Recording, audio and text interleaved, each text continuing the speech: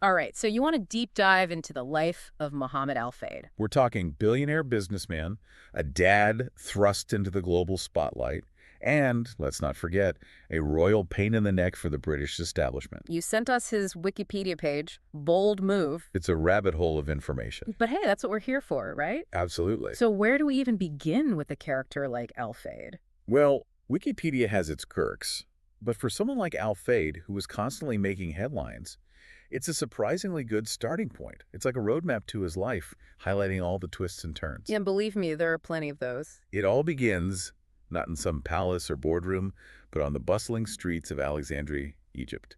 He was born there in 1929, although even his birth year is a bit of a mystery. A mystery, huh? Sounds about right for a man who seemed to embrace the spotlight and shadows in equal measure. So, we have this Egyptian kid, son of a school teacher, who somehow builds a shipping empire with his brothers. With his brothers, yeah. That takes some serious hustle. What drove him? Ambition, pure and simple. And he wasn't content with just staying put. He moved his company's headquarters to Genoa, Italy. A pretty bold move for the time. And then, He sets his sights on London. London in the 60s. Talk about a turning point in history. Exactly, and Al-Fayed lands right in the thick of it. But here's the thing. He's also building connections in a completely different part of the world. He forges a crucial partnership with the ruler of Dubai, a place many dismissed as, well, just sand. And Al-Fayed saw what opportunity? He saw the future. He wasn't just building businesses, he was building relationships, laying the groundwork for Dubai's transformation into a global powerhouse.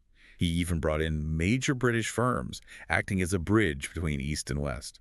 This wasn't just about making a quick buck. This was strategic. Long game thinking. Okay, now that's impressive. But you know what they say about all work and no play? Right. And for Al-Fayed, play meant a little shopping spree, right? Enter Harrods. Harrods in 1985 wasn't just a department store, it was the department store.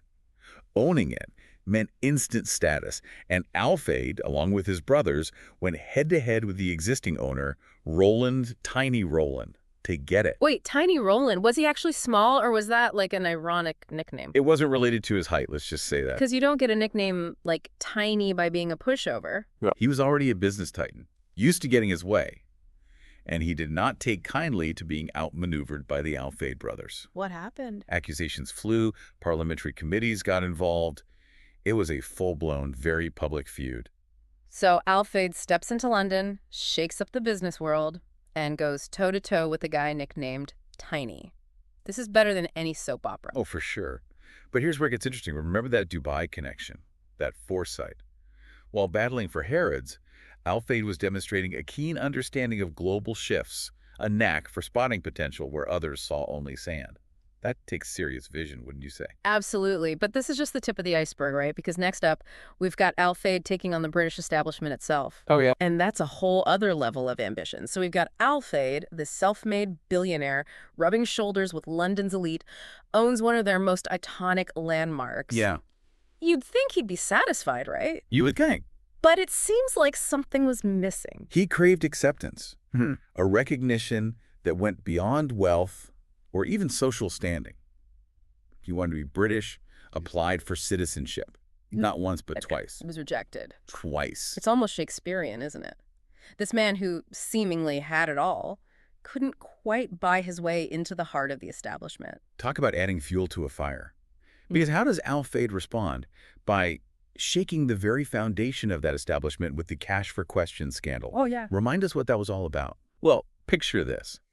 Al-Fayed publicly reveals that he's been paying members of Parliament, bigwigs, mind you, to ask questions in the House of Commons, basically doing his bidding. Now, this wasn't technically illegal at the time, but it was ethically very, very gray. And the public reaction, talk about a bombshell. It was seismic, heads rolled, high-profile resignations, new ethical guidelines for Parliament.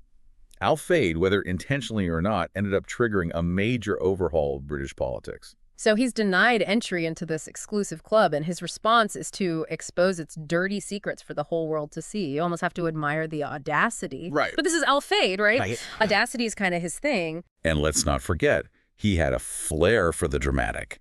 Take his short-lived attempt to revive the satirical magazine Punch.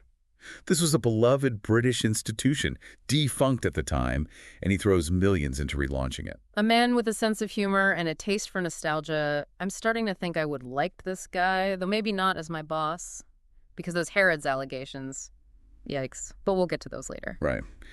But before we move on from Al-Fayed's grand gestures, we have to talk about Scotland. Ah, yes. Scotland, home of bagpipes, kilts, and Mohamed Al-Fayed declaring himself ready to be your president. Okay, what's the story there? Al-Fayed buys this massive estate in Scotland. Balnagown Castle pours a fortune into restoring it and starts making noises about Scottish independence, even jokingly suggesting he should be president. Okay, hold on. He throws a fit when he can't become a citizen of Britain, but he's totally cool with potentially becoming president of an independent Scotland. It speaks to a certain inconsistency, shall we say. But remember, Al-Fayed was never one to shy away from a grand gesture. Was he serious about Scotland? Who knows? But it certainly kept people guessing. And it further fueled that image of him as a man who wanted to leave his mark on the world, on his own terms. And no discussion about Al-Fayed would be complete without talking about the tragedy that would come to define the later chapters of his life. The death of his son, Dodi, and Princess Diana. This is where the story takes a truly tragic turn.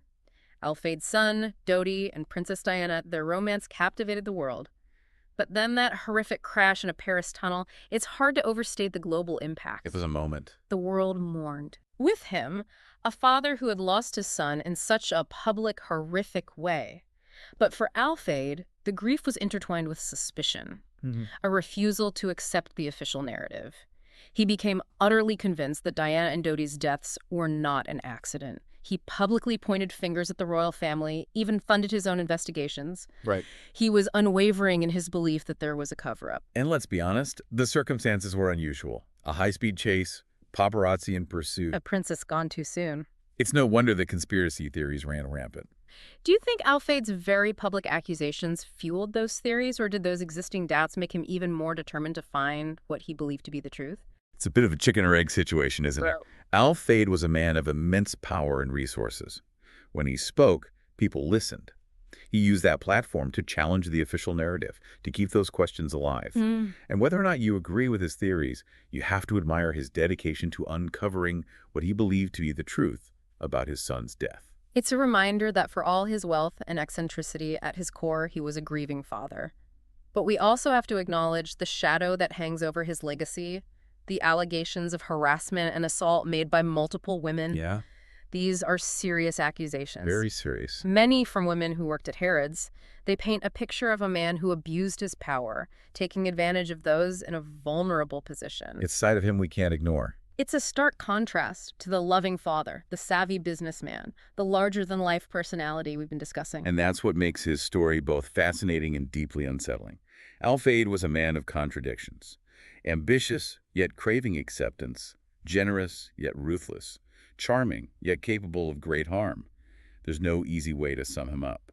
So where do we land with Mohamed Al-Fayed?